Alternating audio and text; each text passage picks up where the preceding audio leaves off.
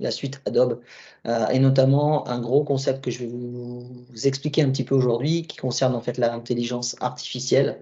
Alors vous allez voir que on en est au début, mais c'est un outil qui va être très utile en fait pour nos utilisations professionnelles et surtout en production. C'est pas encore un outil qui remplacera les graphistes, infographistes et personnes qui veulent travailler effectivement dans la communication, les visuels, etc. Mais c'est un outil qui est très très intéressant et je pense que dans les mois, voire les années à venir, va se développer et pouvoir être vraiment efficace. Alors Sabrina, je vais peut-être demander, est-ce que vous voyez correctement mon image de démarrage de mon webinaire sur ACTH webinaire? Ouais, c'est bon? OK. Alors, je vais essayer de faire défiler correctement. Alors, est-ce que je peux passer à ma page suivante? Ça, c'est bon, ça, c'est bon. Ah, Sabrina vous a un petit peu présenté ACTH. Voilà, donc je vais vous présenter un petit peu le sommaire sur lequel on va travailler aujourd'hui pendant une grosse demi-heure. En fait, Adobe a un logiciel, une application qui s'appelle Firefly, qui utilise déjà, en fait, si vous voulez, l'intelligence artificielle. Le souci, c'est que cette application, en fait, était un petit peu compliquée à accéder dans le sens où, jusqu'à il y a encore quelques mois, en fait, il fallait non seulement avoir une licence Adobe, mais en plus, il fallait patienter pour pouvoir utiliser ce logiciel, parce qu'il y avait beaucoup de demandes et pas beaucoup d'accès à ces fonctionnalités par ce logiciel.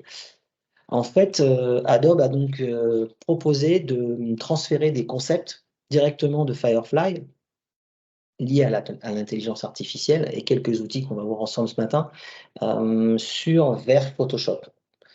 Donc je vais vous les expliquer, et notamment on va avoir la possibilité de travailler avec ce qu'on appelle des filtres neuronaux entre guillemets, donc qui utilisent cette base d'intelligence artificielle, et puis des choses qui sont un petit peu plus communs à Photoshop sur l'amélioration de certains outils, de nouveaux outils, sachant qu'effectivement aujourd'hui, si on veut tester l'intelligence artificielle, il faudra passer par l'installation, je vous expliquerai, hein, de la version Photoshop Beta.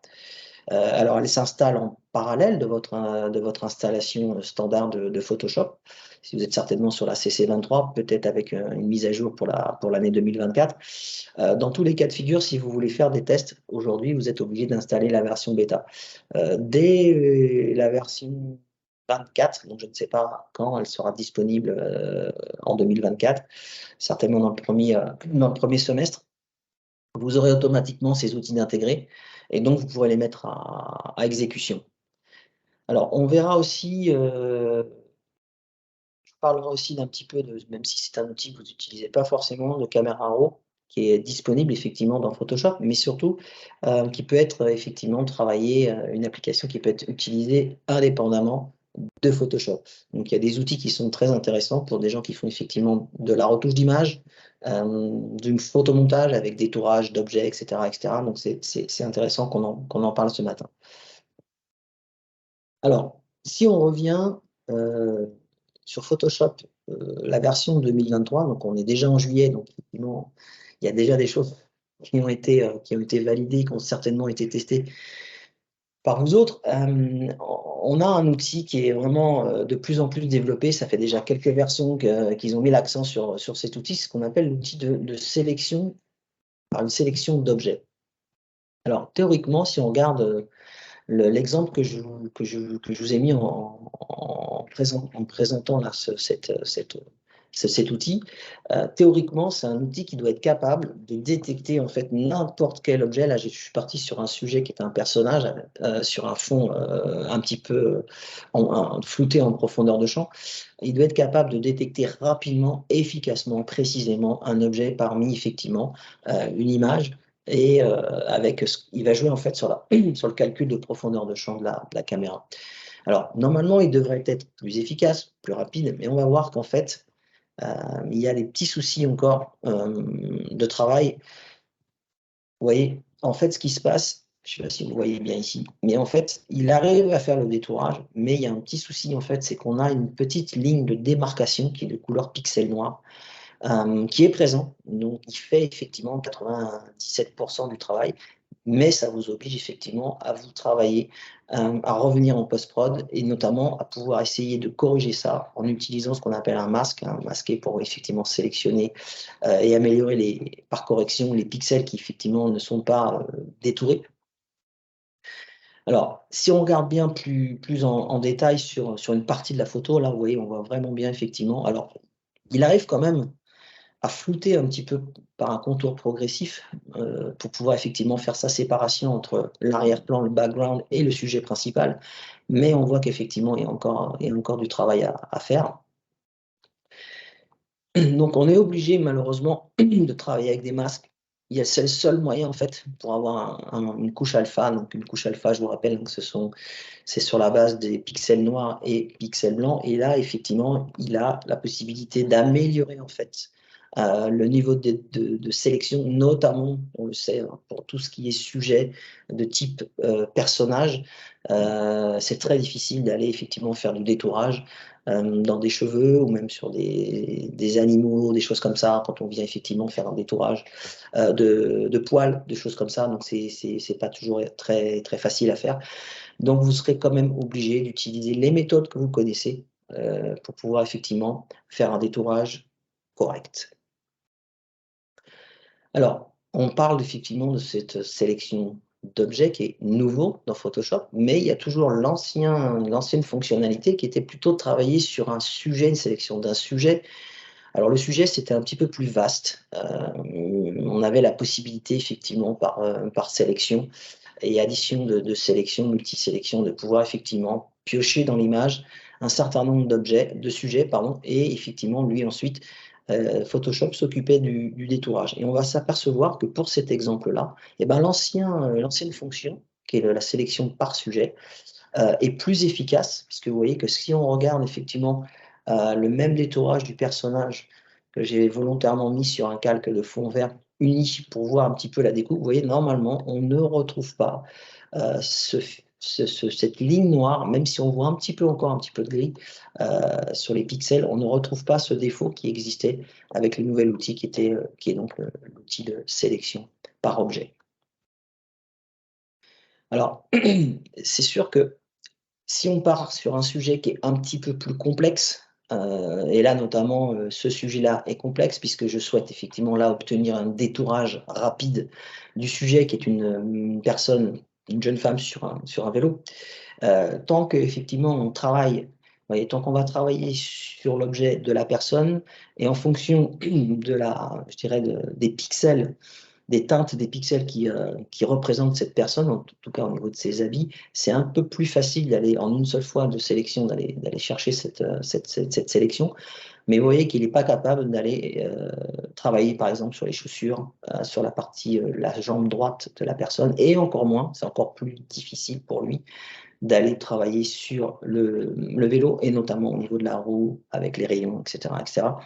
Donc là, même si on fait de la multisélection, je vous représente là sur l'image centrale qui est la petite vignette sur la roue avant et ensuite sur le vélo, la troisième vignette. Il n'est pas capable, en fait, effectivement, d'aller aussi précisément sur l'épaisseur d'un rayon de roue. Donc, on sera obligé d'adapter nos méthodes de production pour pouvoir faire le détourage. Alors, sur un autre type d'image, qui est une image plutôt là, c'est une image prise de Venise, paysage, c'est plus facile pour lui, en fait, de travailler avec cet objet, avec cet outil, pardon. Pourquoi? Parce que dans la quantité de pixels qui définit effectivement, là, ici, on est plutôt sur la partie haut, pour lui, sa détection est plus simple, puisqu'en fait, on n'a pas de variation trop importante. Et puis, par contre, là où il est très fort, c'est qu'il est capable, en un seul clic, c'est d'aller sélectionner de petits objets. Là, si on vient chercher, par exemple, le détourage des bateaux, des vedettes, il est capable, en un seul clic, donc d'aller chercher ces objets. Donc là, par contre, il a une valeur ajoutée qui est vraiment indéniable. Et notamment, si on voulait faire de la sélection, de l'ajout de sélection, avec des outils traditionnels qui sont les lassos, le détourage à la plume, etc., etc., qui sont efficaces mais qui prennent du temps. Donc il est capable de travailler sur le sujet ici le pixel qui représente effectivement l'eau. On aurait pu travailler sur le ciel et on peut bien sûr travailler sur les bâtiments. Si vous regardez l'image qui est ici, la grande image carrée qui est en bas au milieu, enfin sur la deuxième ligne au centre, on a vraiment en un seul clic, il arrive vraiment à faire un détourage assez précis, c'est assez bluffant, même si de toute façon, il y aura toujours 1 ou 2 de reprise par système de masque, bien sûr, pour pouvoir effectivement avoir une détection, une sélection correcte. Alors, si on vient effectivement par la suite utiliser un ancien outil pour faire un petit peu le comparatif entre la sélection par objet et la sélection de sujet, on a toujours une commande qui est très efficace, qui a été importée, je crois, sur la CC 2018 ou 2019. C'est en fait la possibilité, peut-être même avant, sur les versions précédentes, d'avoir une commande qui vous permet directement de faire un remplacement de ciel. Alors l'avantage du remplacement de ciel, c'est qu'en fait, dans sa sélection, il est capable, alors là, vous allez me dire: «Oui, mais c'est plus facile», parce qu'effectivement, si on regarde l'aspect du ciel qui est en arrière-plan, c'est plutôt une couleur unie, même s'il y a un léger dégradé blanc autour des bâtiments. L'outil est capable effectivement de faire rapidement une détection, et quand on voit effectivement sur la partie qui se trouve à droite ici, en validant le masque qu'il a créé, vous voyez que la détection, la séparation du ciel avec la quantité de bâtiments architecturaux qu'on peut avoir sur cette image, et notamment au niveau des coupoles, sur les détails, au niveau des statues et cetera, c'est quand même assez bluffant. Donc ça veut dire que cette commande, elle existe toujours et elle est efficace. Donc on peut effectivement de temps en temps faire, passer par cette commande et faire une étude comparative pour voir effectivement quel est l'outil qui vous permet d'être le plus efficace et surtout gagner du temps, puisque ce sont des outils qui sont là pour vous faire gagner du temps sur des techniques que vous maîtrisez, et vous n'avez pas besoin de perdre du temps là-dessus. Et puis effectivement, une fois que le ciel est détouré, on peut très bien faire une composition, un photomontage en venant travailler un arrière-plan, avec une image, récupérée, sur internet, donc vous, vos propres sources, d'images, libres de droit bien sûr, hein, si vous récupérez des images. Et là, j'ai travaillé sur un ciel un petit peu assombri, avec une heure de la journée un petit peu tardive, pour respecter un petit peu, en fait, l'idée, c'est toujours quand vous faites un photomontage de pouvoir être cohérent, en fait, avec donc ce qu'on appelle la direction du soleil, la projection des ombres, la quantité de puissance du soleil et éventuellement la teinte que vous avez sur la projection des rayons lumineux du soleil. Et donc là, on s'aperçoit qu'effectivement, la lumière vient plutôt de la droite vers la gauche. Et donc, il fallait trouver un ciel qui était un petit peu flouté, un petit peu faible en intensité, et puis pouvoir récupérer effectivement dans le nuage l'orientation de la direction du soleil. Voilà, donc ce sont des outils, qui sont complémentaires et qui font qui obtiennent de très bons résultats. Alors je vais avancer un petit peu. Voilà, donc là on est sur un autre cas de figure, et en fait sur ce cas de figure, l'idée principale, si on regarde l'image qui a été shootée, donc de cette voiture là, à la station essence, l'idée c'était de pouvoir supprimer rapidement, et ça nous arrive souvent en archi quand on a effectivement une récupération de photos et qu'on veut faire un photomontage, par exemple, une insertion du bâtiment sur lequel on travaille sur notre maquette numérique 3D, et on a effectivement un environnement qu'on doit respecter. On a souvent cette problématique de fils électriques, de panneaux, de poteaux, etc., etc. Donc c'est très compliqué. On pourrait le faire avec des méthodes, avec des anciens outils, qui sont des outils de sélection, copie par tamponnage, et cetera, et cetera. Mais, c'est toujours très long et on a souvent des petits soucis ensuite, de dégradation de l'image, puisqu'effectivement on va aller, recopier des pixels d'une zone sur une autre zone, et on s'aperçoit, alors tout dépend de l'échelle à laquelle vous visionnez votre image, mais quand vous zoomez un petit peu, vous apercevez qu'effectivement il y a des petits soucis. Soit parce que vous avez des pixels qui ne sont pas, comment dire, de même couleur, de même teinte, soit parce que justement vous avez des floutés qui sont pas réalistes. Donc là, ici, l'outil fonctionne très, très bien, vous voyez? En un seul clic, on arrive vraiment, si on veut par exemple récupérer le détourage du ciel et obtenir une sélection vraiment détaillée tout autour de ce système de poteaux, etc., eh bien, on arrive effectivement à avoir en un seul clic, à avoir un résultat qui est quasi parfait. Alors, il y a des petites imperfections, toujours, hein. Ce qui est compliqué, c'est quand on a sur l'horizon de la végétation type arbre, arbuste, etc., etc. C'est un peu compliqué pour lui. Mais en tout cas, dans la détection ici des poteaux électriques et des lignes, c'est assez rapide et assez efficace. OK? Alors, l'autre fonctionnalité de ce bouton de commande de sélection en tant qu'objet, c'est typique quand vous voulez effectivement, sur une image, une photo que vous avez shootée et vous voulez utiliser, alors ça peut être à titre professionnel ou à titre personnel, vous avez effectivement shooté une photo qui est très belle. Malheureusement, il y a quelque chose, il y a un détail qui vous gêne, qui vous embête. Donc, il y a facilité de pouvoir faire une sélection. Oui, ici, c'était une sélection que j'avais commencé à faire au lasso.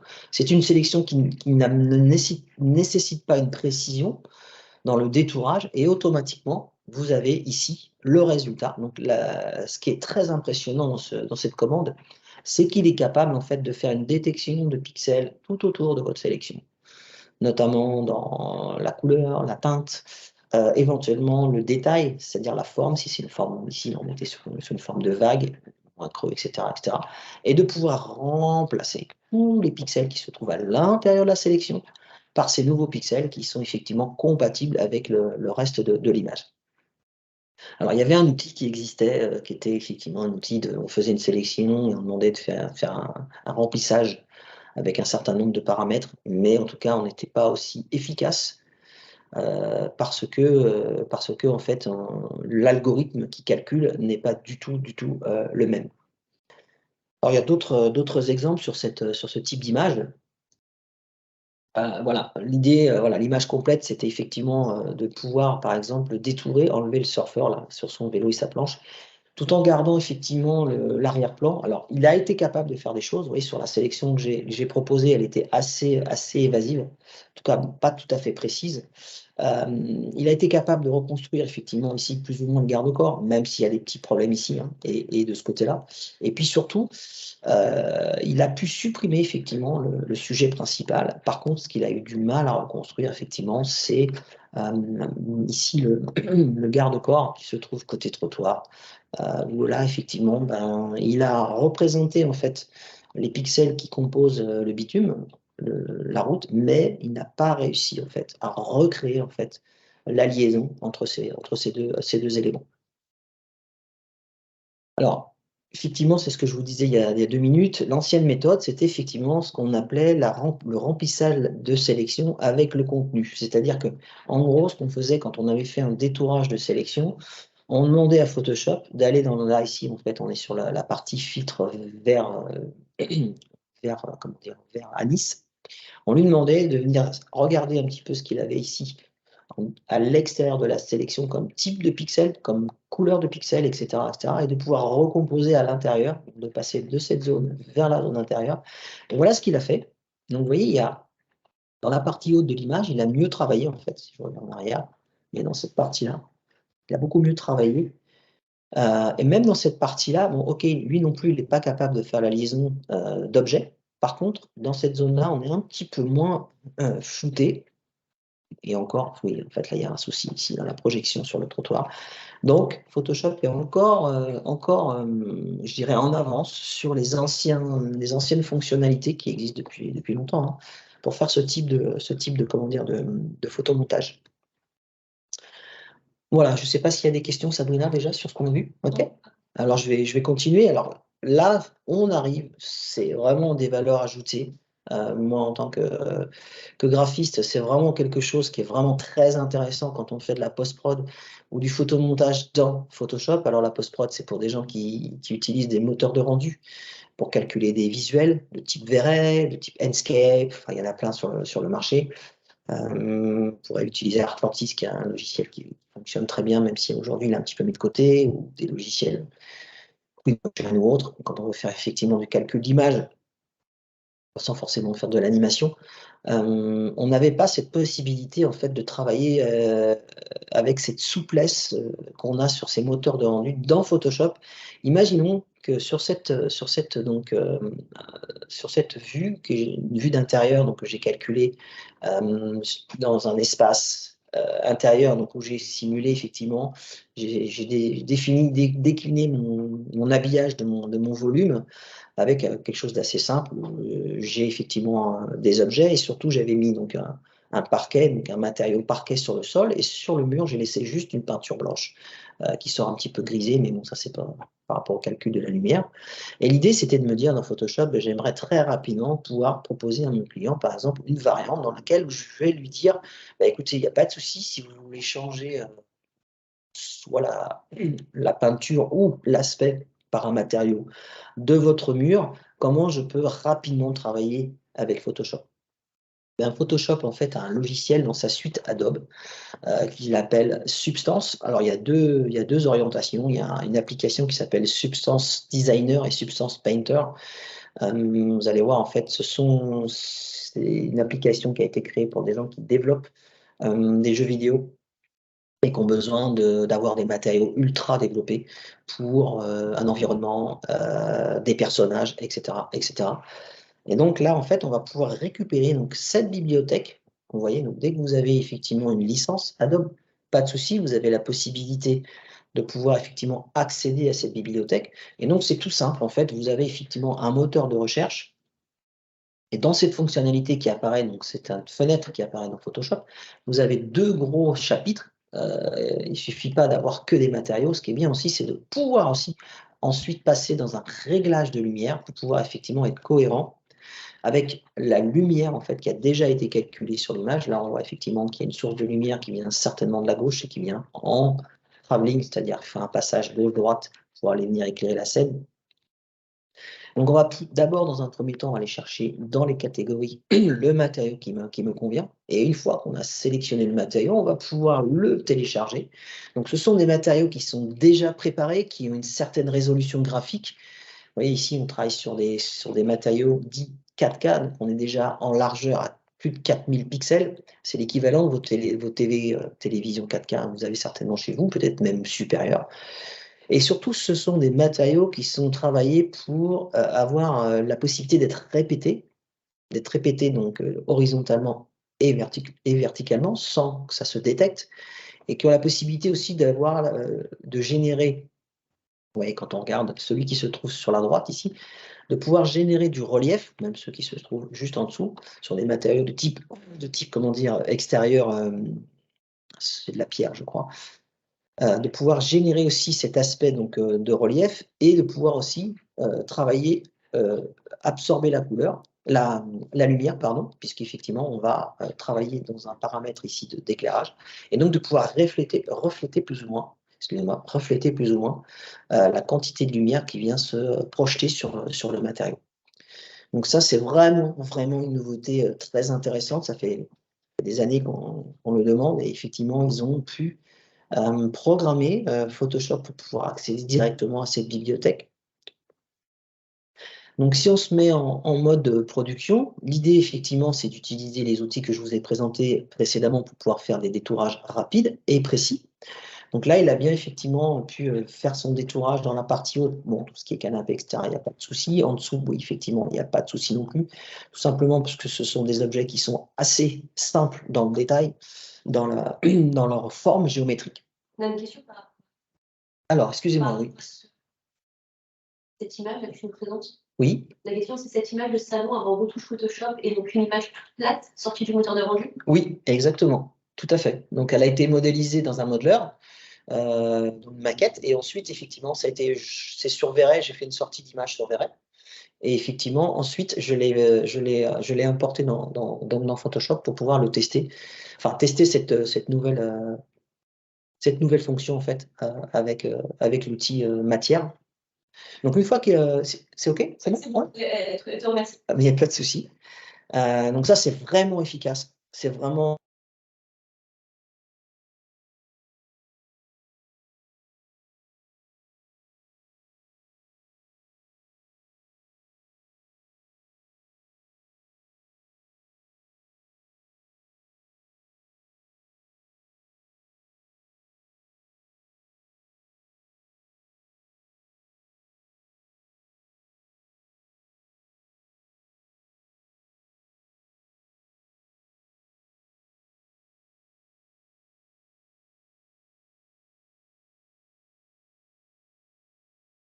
juste jouer un petit peu sur l'échelle, pouvoir avoir des briques un petit peu plus, comment dire, réalistes dans leurs proportions, largeur, hauteur et surtout par rapport à la profondeur de champ, même là si je trouve un petit peu grosse encore, par rapport à la profondeur de champ, donc la distance entre la caméra et le mur arrière. Donc il y a plein de petits paramètres qu'on peut retoucher, et cetera et on peut changer d'un. Alors, je n'ai plus de son. Alors, pourquoi? Moi, mon micro est branché. Mon micro est branché. Alors, j'ai l'impression qu'il y a un petit peu de wifi. Alors, je vais essayer de couper.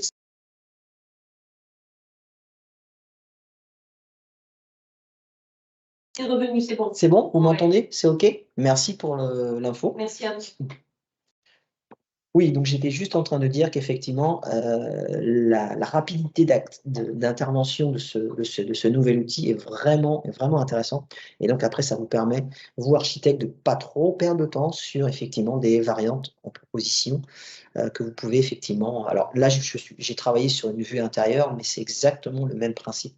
Si j'avais effectivement à travailler sur une vue extérieure ou si j'avais tout simplement à corriger une perce, hein, d'un bâtiment ou On te demande si tu peux prendre un petit peu. ah oui? Vu qu'on a fait quelques minutes, Alors, je pense qu'au moins 2-3 images derrière. alors à partir de Ouais, je pense qu'à partir de là, c'est bon? je pense que là, c'est bon. C'est OK pour tout le monde? C'est une question.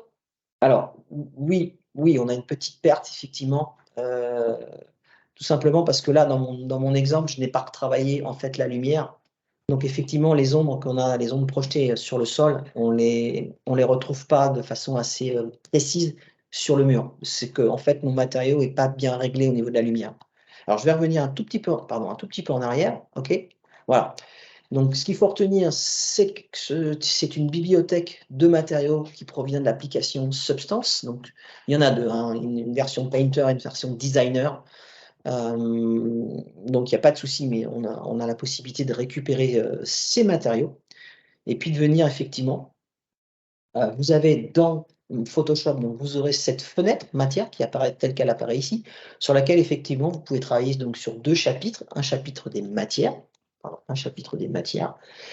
et ensuite vous pouvez venir, hop, j'ai perdu ma souris, hop, sur les éclairages. Effectivement, sur l'exemple que je vous ai donné, j'ai pas peaufiné l'éclairage, donc j'ai un éclairage assez brut et surtout j'ai un éclairage, je pense, face au mur alors qu'il aurait dû être réorienté pour pouvoir correspondre à mon image. Donc là, sur la droite, vous avez effectivement la possibilité de visualiser vos matériaux temps réel. Alors, juste une précision, que c'est toujours projeté sur une sphère, parce que c'est ce qu'il y a de plus difficile en fait, la projection sur une surface qui effectivement n'est non planaire. Et puis on voit effectivement qu'on va à la fois avoir des matériaux, de type, réfléchissant ou des matériaux plutôt mat. Dans les 2 cas de figure, vous voyez, si on est sur le marbre ici, je crois que c'est un marbre, on a vraiment de la réflexion. Et si je viens sur cette matière ici qui est presque un plastique, on a vraiment l'impression, ou même un alu, métal, on a effectivement une représentation mate, mais on a quand même des reflets. Et puis 3e chose, c'est si on veut simuler un relief, vous voyez, on peut le faire aussi directement avec l'image de matériau qu'on va utiliser. C'est déjà en fait calculé par Substance. Donc ça, c'est assez impressionnant. Et on travaille je vous disais tout à l'heure, on travaille sur une échelle 4K, ce qui veut dire qu'on travaille sur une largeur de minimum 4000 pixels. Okay, donc on peut effectivement après travailler avec des images beaucoup plus grandes et on aura de meilleurs résultats et de meilleures précisions. Donc voilà, là c'est effectivement le cas, c'était de pouvoir faire un détourage rapide pour séparer l'arrière-plan du mur qui avait juste un matériau de type peinture, beige, blanc cassé. Ensuite, je suis venu chercher mon matériau et puis je suis allé plaquer effectivement. Donc là, j'ai fait un essai avec les paramètres de base, où là, effectivement, la brique était un petit peu épaisse et un petit peu tronquée au niveau de sa largeur, un petit peu écrasée. Donc, vous avez des paramètres, des fenêtres de paramètres, donc vous en avez plusieurs. Je ne vous les ai pas toutes mises, mais vous avez la possibilité de travailler donc sur la qualité, la résolution du matériau et pas de l'image final, et puis de pouvoir aussi travailler ensuite sur une échelle de répétition en largeur, en hauteur, et il y a plein d'autres paramètres qui sont effectivement possibles d'utiliser et de modifier. Ça va? C'est OK? Bon? Pas d'autres questions par rapport? Alors, si j'avais 2 questions de Christian qui était arrivé un petit peu en retard, Oui. qui nous demandait pour la sélection d'objets, de montrer la commande pour utiliser la sélection d'objets. Je ne sais pas si toi tu l'avais prise en capture à ce moment-là. Non, je ne l'ai pas en capture, mais je peux la remontrer après via Photoshop, si on le fait à la fin. On le note quelque part, Ouais. on le note, sélection d'objets, avec le titre, c'est-à-dire savoir où il se trouve dans la barre d'outils, c'est ça? C'est ça, exactement. Ouais. D'accord, OK. On montrera à la fin. Alors, autre particularité de ces nouveautés, effectivement, c'est l'ajout par téléchargement, ce qu'on appelle des filtres neuronaux. Alors, là, il faut faire un petit peu attention par rapport, en fait, à votre machine. C'est surtout au niveau de la carte graphique que vous avez, par rapport au calcul, en fait, que Photoshop va faire quand il va faire un calcul. Alors, nous qui sommes architectes, c'est pas forcément notre cœur de métier, en tout cas, c'est pas forcément sur ces types de projets qu'on va pouvoir effectivement travailler. Mais pour des gens qui sont graphistes ou qui travaillent effectivement ce type de sujet, ils ont développé effectivement par l'intelligence artificielle la possibilité de faire de la restauration d'images. Donc vous voyez à gauche, là, l'image, elle est dans son jus, donc c'est un portrait d'une personne, un jeune homme. Et on voit que l'image est vraiment abîmée, hein, elle a dû être pliée certainement. On voit le grain en fait comment dire, de l'image, de la photo quand elle a été shootée. Il y a des petits problèmes effectivement de tâches, et cetera, un petit peu partout. Et avec la possibilité donc d'utiliser ces filtres neuronaux, alors il faut les télécharger, hein, il faut que vous alliez via votre licence sur le site d'Adobe, pour pouvoir ensuite fouiller où se trouvent effectivement ces filtres-là. Alors, il y a sur certaines versions, la mise à jour, il y a certains filtres qui s'installent d'office et d'autres qui ne s'installent pas. Si vous n'en avez pas besoin, c'est pas la peine d'installer, surtout que c'est assez gourmand en poids d'installation quand vous installez ces nouvelles fonctionnalités. Donc, vous voyez ici, on vous dit que pour l'instant, c'est encore sur la version bêta.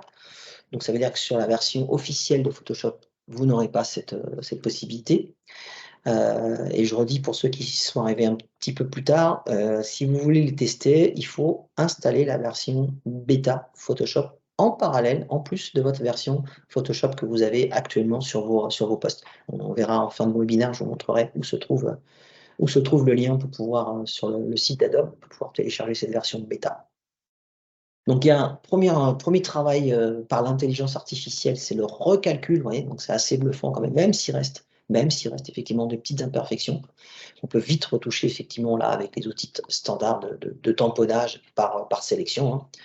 Et puis là encore, un autre filtre, donc c'est une autre catégorie, là on est plutôt sur la restauration. Et là on travaille sur une catégorie donc par rapport au chapitre de couleurs, donc comment corriger en fait ou transformer les pixels qui étaient plutôt des pixels noirs et blancs, à apporter une touche de couleur en restant assez, assez faible au niveau de la puissance de ces couleurs, pour ne pas effectivement détériorer complètement l'image, c'est pas le but, hein. Donc là effectivement, j'ai fait quelque chose d'assez simple, hein, j'ai tout simplement activé en fait, ce filtre, donc c'est un calcul mathématique. Alors bien sûr que vous avez des paramètres par la suite, vous allez pouvoir corriger un petit peu au niveau de la saturation, désaturation. Et vous voyez déjà dans un premier calcul, on a la possibilité déjà de pouvoir effectivement venir coloriser le personnage. Alors, si on passe sur un autre type de filtre pardon, neuronal, celui-ci est très utilisé de la même façon pour apporter en fait ce qu'on appelle une sorte de toile de fond. Vous voyez ici, je suis parti sur un personnage principal qui est en avant-plan, et sur l'arrière-plan, donc en profondeur de champ, on a ce qu'on appelle effectivement un écran, couleur bleu clair. Et l'idée, c'est d'utiliser donc un filtre neuronal. Alors on retrouve, vous voyez ici, on retrouve effectivement la fenêtre une fois que le filtre est téléchargé dans Photoshop. On retrouve effectivement ensuite la fonction que on veut utiliser. Donc je vais vous en montrer deux. Un qui est plutôt pour des gens qui sont graphiques, des graphistes, etc., ou même des gens qui font de la communication au sein de leur entreprise, créer des visuels, des documents, etc., même si ce n'est pas des documents qui vont jusqu'à l'impression, mais au moins des documents qui sont partagés soit sur le web, en tout cas en digital. Et puis, je vous montrerai quelque chose. Hop, j'ai perdu ma souris, elle a disparu. Là, elle est là. Un autre qui est très bluffant, c'est plutôt pour nous qui sommes architectes, sur la possibilité de mixer une image que vous avez, donc c'est votre image de base, avec une image, une seconde image, et demander à l'agence artificielle de faire le calcul et de mixer les pixels. Vous allez voir, c'est assez bluffant. Et c'est surtout que c'est très propre dans la réalisation graphique. Donc là, on travaille plutôt sur un arrière-plan. L'idée, donc, c'est effectivement de lui demander de pouvoir me proposer des choses. Alors, il y a deux possibilités de travail. La première possibilité, c'est vous avez ici, même trois. La première possibilité à droite, c'est que vous allez pouvoir travailler avec des images, donc une galerie d'images. Et en fait, lui, sa référence, ça sera l'image que vous allez sélectionner par la suite pour pouvoir effectivement créer son motif de toile de fond. Ensuite, vous avez la possibilité de travailler avec ce qu'on appelle un prompt. Donc, pour les gens qui connaissent, on parle de plus en plus, hein, Sabrina, de ChatGPT, etc. Enfin, il y en a 4 ou 5 qui sont sur le marché aujourd'hui, et ça va encore se développer, et qui sont soit gratuits, soit avec des versions d'essai et achetables derrière pour pouvoir avoir des choses un petit peu plus complexes. Là, Photoshop donc, le propose. Donc, vous voyez ici sur la partie droite, vous avez ce qu'on appelle une fenêtre d'invitation et vous allez pouvoir, alors par contre, il faut être bilingue anglais, malheureusement. Alors, je vous taquine, mais effectivement, il faut tout, pour l'instant, on valide des phrases. Alors, ça peut être une suite de mots séparés par la virgule, ça peut être une phrase entière, tout en anglais. Et effectivement, lui, ce qu'il va faire, il va essayer par rapport aux mots qui sont dans la phrase, l'ordre des mots qui est très importante. Donc, je pense que dans les mois à venir, dans les années à venir, on aura tous à se former justement sur comment on peut obtenir des images en réfléchissant sur le type de mots à utiliser, comment on les place. Est-ce qu'il faut mettre par exemple la résolution de l'image avant? Je veux par exemple une belle image en 4K ou en 8K. Est-ce que je veux par exemple le motif, c'est-à-dire le sujet? Est-ce que je travaille sur de la végétation? Je travaille sur plutôt des bâtiments d'architecture, etc., etc. Oui, donc tout ça encore, on va avoir tous, même moi y compris, un apprentissage à ce niveau-là. Pour l'instant, on s'amuse un petit peu. Mais si on veut vraiment avoir des choses précises, il va falloir effectivement maîtriser ce langage, qui est un nouveau langage en fait, d'interprétation. Alors, la troisième possibilité, en fait, je ne sais pas si vous connaissez, si vous utilisez Adobe depuis longtemps, certainement, vous avez un site qui s'appelle Behance, hein, Sabrina, qui permet en fait d'avoir ce qu'on appelle des idées. C'est un site qui vous donne des idées de création. Et tu en parles bien pendant tes formations, Pierre?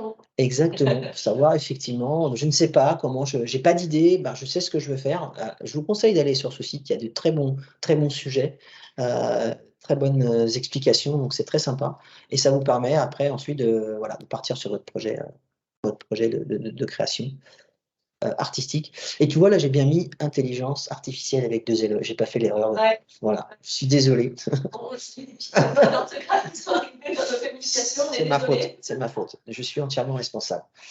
Donc, je vais vous présenter maintenant le deuxième filtre, qui est le filtre, effectivement, qui permet de mixer 2 images. Vous allez voir, c'est assez bluffant.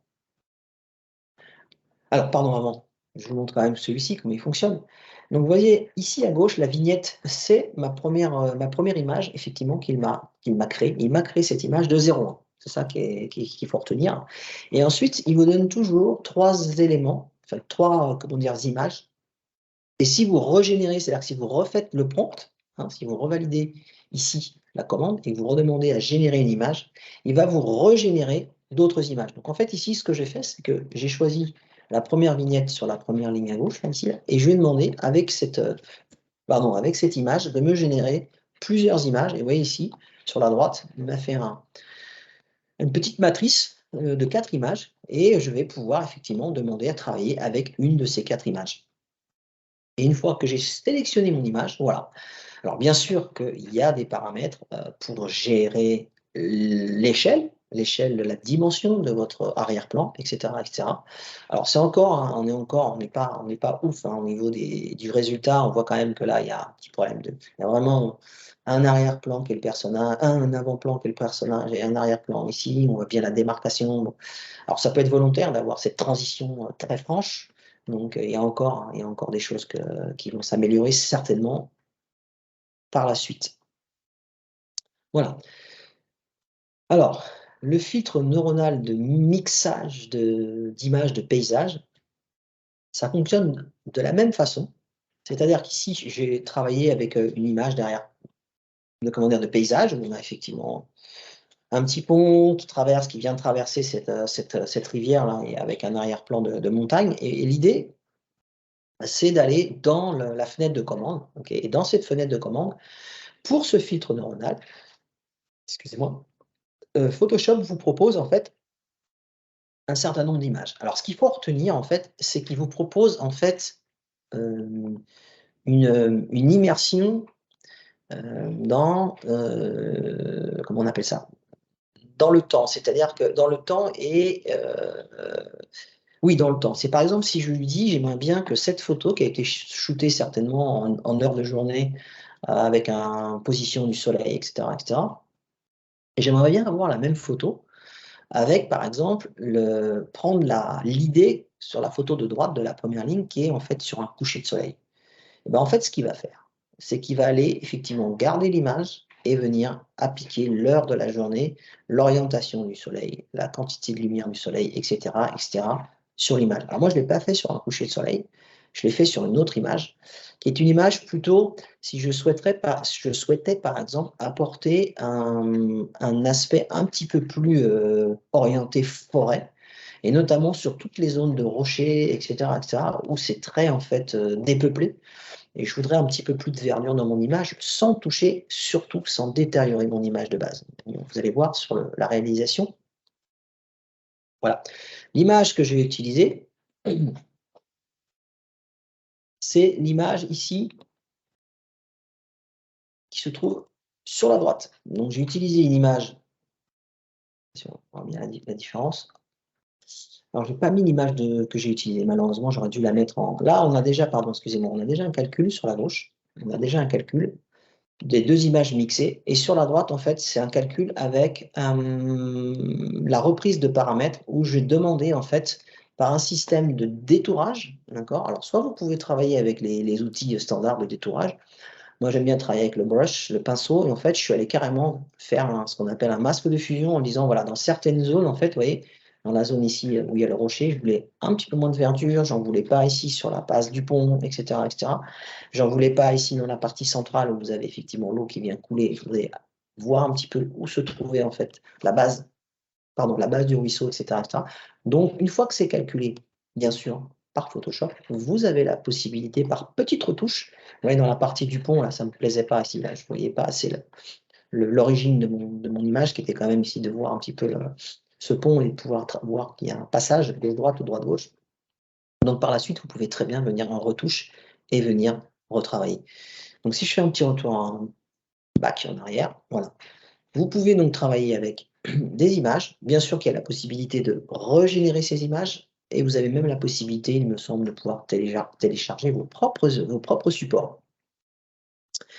Donc voilà un petit peu ce qu'on peut faire avec ce type de filtre. Alors ça prend du calcul, ça prend un peu de temps parce que ça calcule, donc soyez effectivement bien équipés, et ensuite vous allez pouvoir effectivement faire des choses.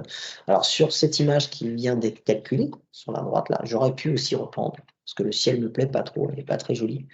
J'aurais pu utiliser l'outil remplacement de ciel pour aller effectivement faire une détection, une sélection rapide de zones, et pouvoir ensuite venir apporter mon propre élément.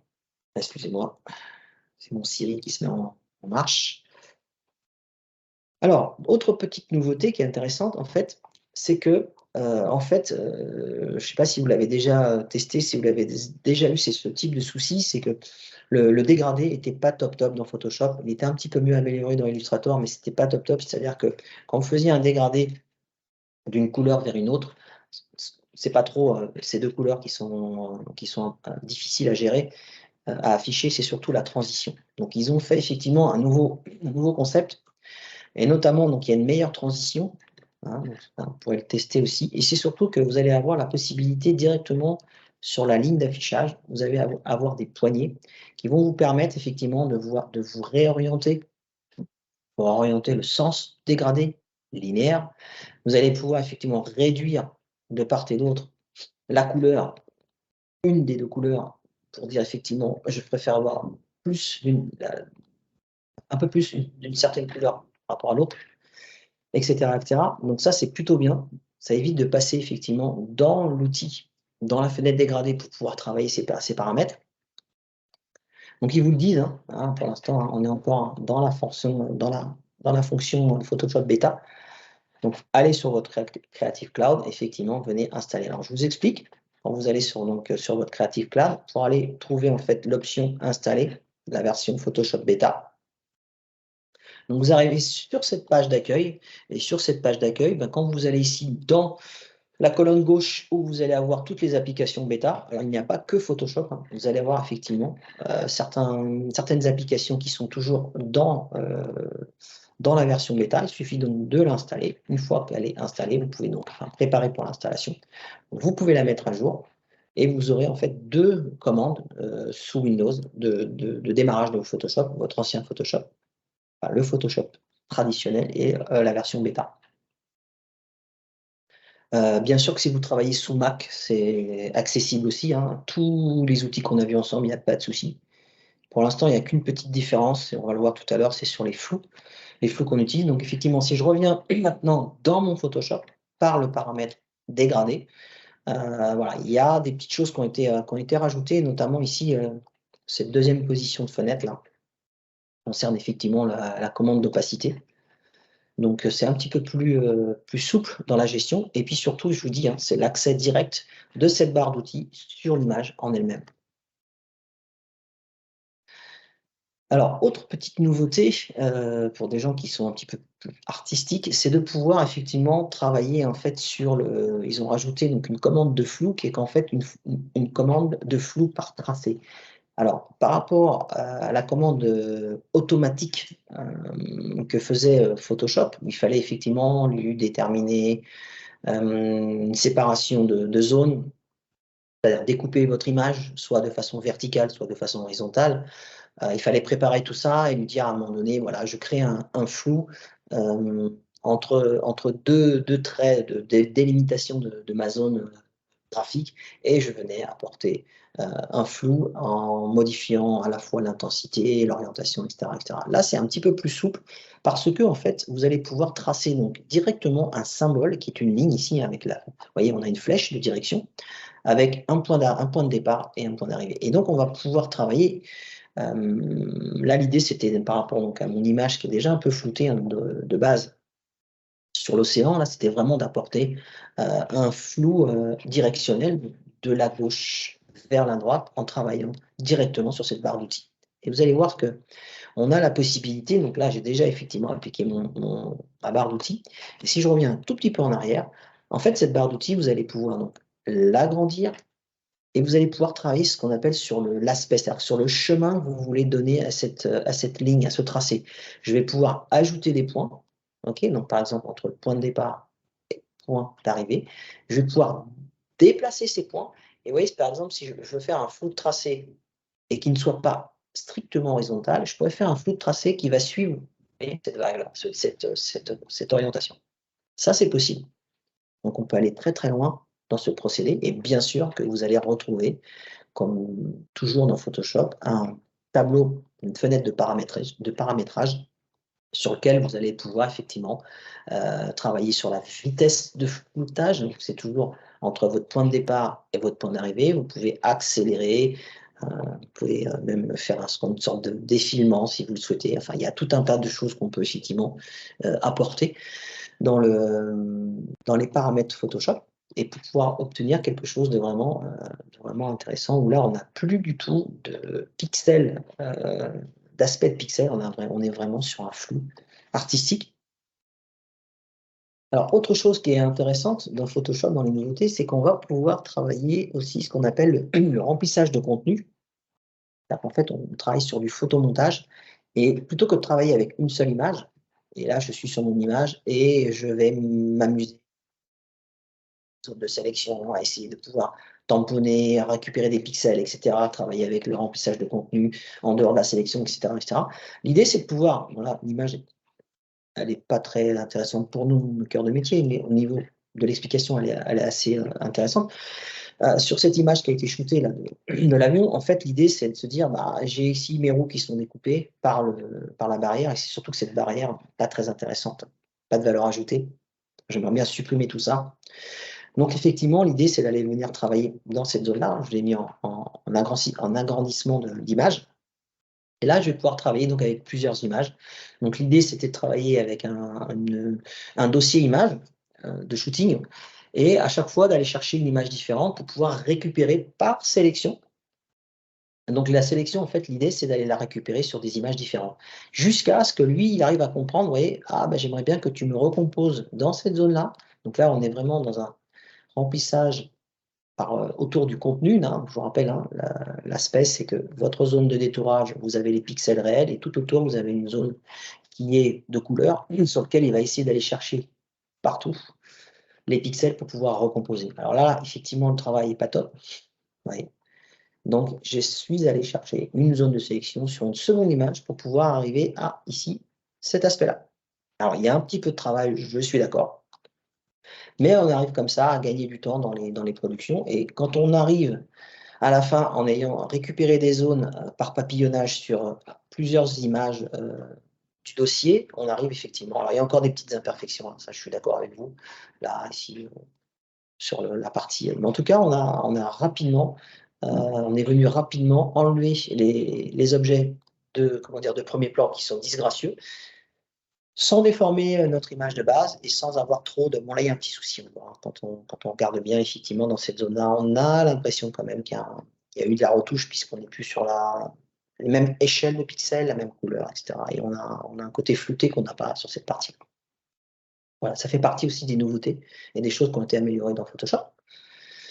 Et puis, dans Photoshop, vous avez la possibilité, donc je vous en parle un petit peu parce que je ne sais pas si vous utilisez Camera Raw directement dans Photoshop, mais il y a quand même des choses qui sont assez intéressantes et rapides. C'est notamment la fonction qui permet de travailler avec des masques. Donc des masques, mais c'est des masques beaucoup plus intelligents que ce qu'on peut utiliser dans Photoshop, hein, quand on crée un masque suite à une sélection, masque de fusion. C'est la possibilité de pouvoir, par exemple, venir détourer. Ouais, là, j'ai une photo avec un certain nombre de personnages, et j'aimerais bien, et j'aimerais bien, par exemple, dire, bah, sur cette photo, certaines personnes, j'aimerais les sélectionner et pouvoir apporter un masque précis sur ces personnes, soit ensuite les supprimer, soit venir faire un travail dessus.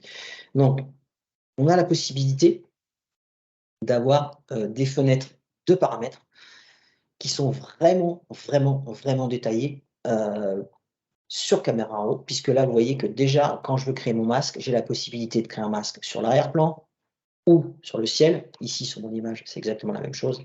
Ou alors, je vais travailler sur des sujets. Et quand vous allez travailler sur les sujets, vous voyez qu'à partir de cette photographie, il est capable de détecter, en fait, il a détecté plusieurs personnes. Alors, bien sûr que ces personnes-là, on peut les renommer si on voulait travailler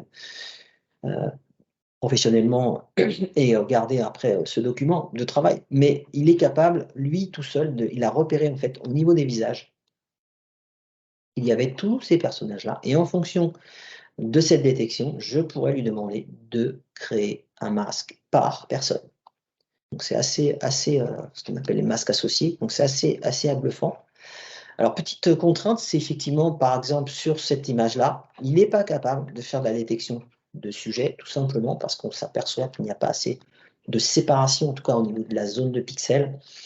Il n'est pas capable de faire le distinguo entre les deux, donc il fait, voilà, masque de fusion global. Donc effectivement, il n'y a pas toujours, méfiez-vous, les outils ne sont pas toujours 100% efficaces. Je vais un petit peu plus loin, un petit peu plus rapide, un petit peu plus vite, parce que c'est pas forcément notre cœur de métier, mais s'il y a des gens effectivement qui souhaitent faire de la retouche d'image, de portrait, des choses comme ça, vous avez ensuite, une fois que vous avez créé votre masque, par la personne 1, vous avez encore tous ces paramètres sur lesquels vous pouvez jouer. Et donc, ça va détecter très rapidement les zones, et surtout, c'est non destructeur, et ça vous fait gagner un temps fou. Je passe un peu vite parce qu'effectivement, donc là, j'ai travaillé sur la peau, mais j'aurais pu travailler sur les lèvres, sur les dents, etc., et pouvoir faire des modifications, apporter des améliorations sur l'image. Alors, autre petite chose, il y a un petit bug dans ma présentation. Je vais vous expliquer, vous allez comprendre. Je l'utilise aussi, par exemple, sur des images de type paysage. En tout cas, par exemple, j'ai cette image de gauche qui est une image de parisienne qui a été shootée. Et l'idée, c'était, j'ai remis la même image, je me suis trompé, hein, j'aurais dû mettre sur l'image de droite. En fait, l'idée, c'était de pouvoir enlever ces poteaux qui sont un petit peu disgracieux. Donc, par sélection d'objets, par caméra raw. Donc, je vais vous montrer juste après. Et j'aurais dû ici ne plus avoir les poteaux, donc je me suis trompé, je suis allé un peu vite. Alors, sur ce type d'objet, c'est assez facile, en fait, pour lui, puisque ce sont des objets qui sont assez, comment dire, faciles dans leur géométrie. Par contre, vous allez voir que si, par exemple, je souhaite travailler sur l'arbre qui se trouve sur la partie gauche, là, de la maison, vous voyez, en un seul clic, là, je vous ai juste montré la sélection, en un seul clic, bah, il ne sait pas faire. C'est compliqué pour lui déjà. Vous voyez, là, il prend un bout du bâtiment, là, il a oublié, là, c'est pareil, il a été trop loin dans le bâtiment, là, il a du mal effectivement à faire le détourage. Là, c'est un petit peu mieux, parce que je m'y suis repris à plusieurs fois, mais il y a effectivement un problème au niveau du poteau, du lampadaire ici, donc bon, il a du mal, et ce qu'on obtient, on obtient quelque chose ici en sélection, même si j'ai perdu la sélection, parce que je ne vois plus les petits pointillés sur le triptyque, là, sur l'image de droite. En fait, vous voyez, le détourage ne se fait pas si bien que ça dans la partie ici projection du ciel sur la végétation. Alors, il n'est pas encore au point cet outil, mais sélection d'objets, je pense qu'il va encore s'améliorer sur la version 24. Alors là, c'est plus facile pour lui parce que je peux lui demander ici de sélectionner effectivement sur cette image de paysage, de sélectionner cet objet qui est vraiment pas beau, disgracieux. Donc là, en fait, ce qui est intéressant dans la suppression de contenu, donc forcément qu'il y a une sélection d'objets avant de faire la suppression de contenu, c'est que vous avez travaillé en fait avec le brush, directement avec le pinceau, avec largeur, etc., etc. Donc vous allez pouvoir définir une zone très large autour de l'objet. Et une fois que vous avez fait cette définition de zone, vous allez pouvoir effectivement demander à Photoshop via caméra raw de calculer. Et vous obtenez ici, vous voyez, on ne voit plus du tout le raccord est complètement correct, etc., au niveau de la route. Et la partie arrière ici. On a pu travailler ici sur la partie aussi des flaques, etc., changer un petit peu les. Donc ça, c'est plutôt intéressant. Voilà. Voilà, bah moi j'ai fait le tour de ma présentation, Sabrina. Donc si tu as des questions, n'hésite pas à me demander. Alors, ouais, je pense que ce serait bien de juste répondre. Tu sais, Alexandre, tu avais posé une question tout à l'heure qui était un peu arrivée en retard. Si on a Photoshop, tu sais, d'installer sur ton poste, on peut lui montrer l'interface. Elle souhaitait voir la commande à utiliser pour la sélection d'objets. Ouais. Et elle demandait également, est-il possible de montrer l'emplacement des commandes à utiliser sur le logiciel? Alors, on a un peu dépassé sur le temps, hein, je l'ai dit tout à l'heure dans le chat. On est désolé, mais c'est vrai que le sujet est assez complexe, mine de rien. Et que 30 minutes, c'est un petit peu court pour dire tout ce qui est possible avec Photoshop et l'intelligence artificielle. On est d'accord, hein, Julien? C'est là le. Ouais, super, merci. Voilà. Le nouvel outil supprimé, c'est celui-ci en fait. Et la différence aussi, c'est, voilà, quand vous ouvrez maintenant Photoshop, les gens qui sont encore présents, c'est que vous allez avoir ici ce qu'on appelle une nouvelle barre contextuelle qui s'appelle ici en bas, importer l'image. Donc ça a été rajouté, c'est une barre d'outils qui se trouve en temps réel et qui va vous permettre, selon les outils que vous allez sélectionner, vous allez pouvoir faire des choses ici. Voilà. Est-ce que Christophe a répondu à votre question? Pardon? Non, je demandais à Christophe si on avait bien répondu à sa question. Après, pour le paramétrage de cet outil, normalement, il est par défaut, quand vous êtes dans l'espace, je ne sais pas si je peux le récupérer, l'espace de travail par défaut, quand vous êtes dans les indispensables, automatiquement, vous l'avez cette barre d'outils. Et donc, vous avez forcément ces outils dérivés. Ça va? Eh bien, c'est parfait. Je pense qu'elle nous dit que c'est bon. C'est bon? Et après, vous pouvez venir chez nous se former aussi. Exactement. Donc, on a un formateur qui est super, qui fait toutes nos formations en inter-entreprise, donc dans nos locaux. Là, sur notre site, vous n'allez pas encore avoir tout de suite les dates pour le second semestre, mais elles vont bientôt arriver. N'hésitez pas à bien suivre notre YouTube, notre page LinkedIn, notre site, et de bien aussi être abonné à notre newsletter pour perdre aucune information. Comme je le disais aussi dans le message, toutes nos formations sont aussi accessibles en intra-entreprise, elles sont aussi personnalisables. Dans ces moments-là, en fait, on organise une petite réunion avec Julien, et puis à ce moment-là, on personnalise en fonction de vos projets et de vos besoins. Eh bien, très belle journée à tous. Merci à toi, Sabrina. Merci à toi, Julien.